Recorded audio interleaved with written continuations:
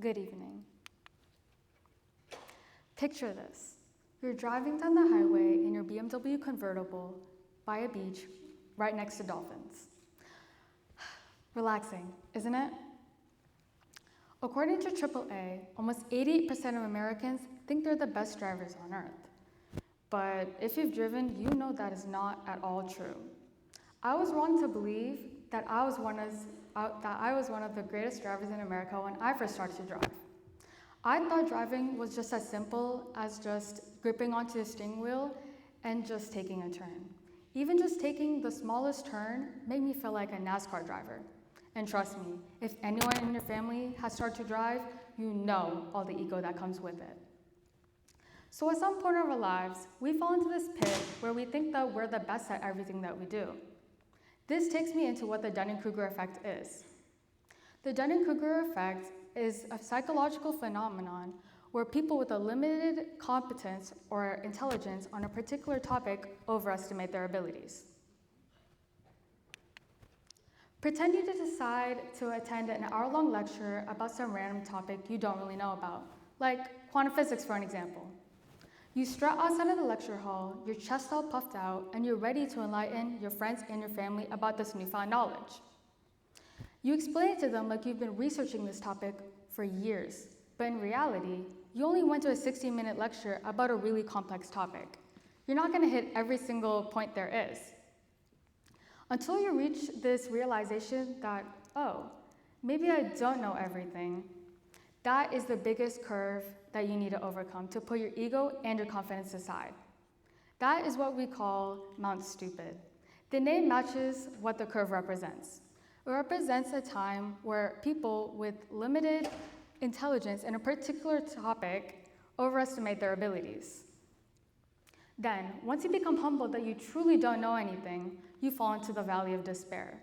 This is a time where you have to put your ego and your confidence aside to really get out of it. Then you enter the slope of enlightenment, which is a time where you're trying to fit together the pieces of the puzzle.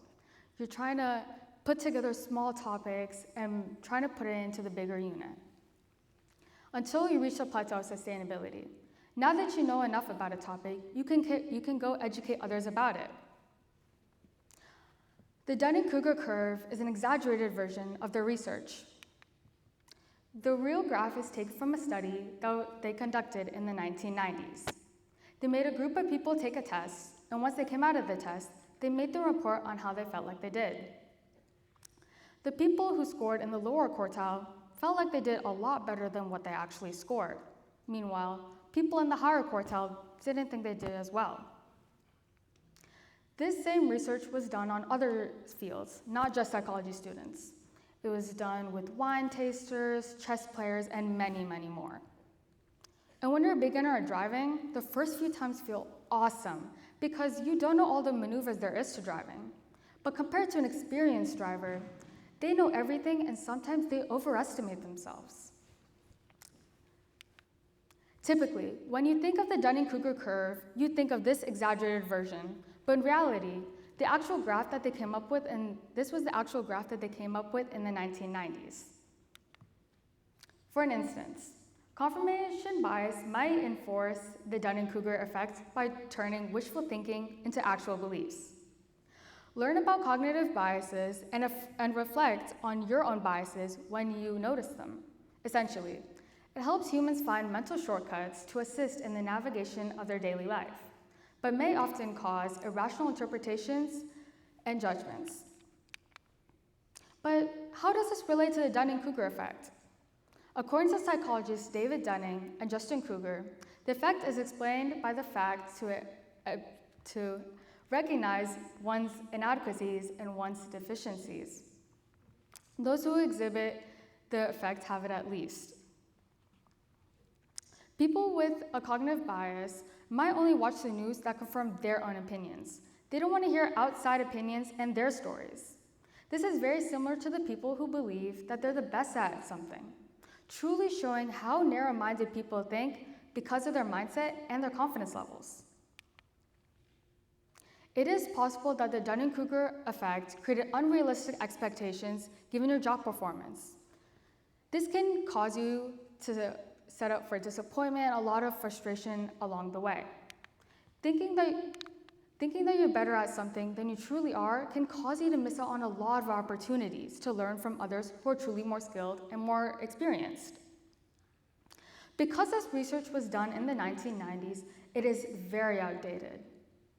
Over the past 30 years, society has evolved immensely. However, the worst test takers would also overestimate their performance the most because they're simply the furthest from getting a perfect score. Additionally, the least skilled people, like most people, are markedly worse at estimating their objective performance. As we evolve into the future, we realize this exaggeration of a topic in a graph. The real graph isn't as exaggerated as the one that we typically think of when we think of this effect. As we advance into technology, kids are getting their phones younger and younger. At this rate, even preschoolers will even have their phones before they even enter kindergarten, but that's a whole other story. They start to follow popular influencers and what they're doing. A lot of these influencers are very egotistical, therefore rubbing off on the kids and making them also fall into this pit of this effect. There's never been an accurate way to refer to individuals that you think are dumb. It's always been a population-level phenomenon that has existed outside of the statistics.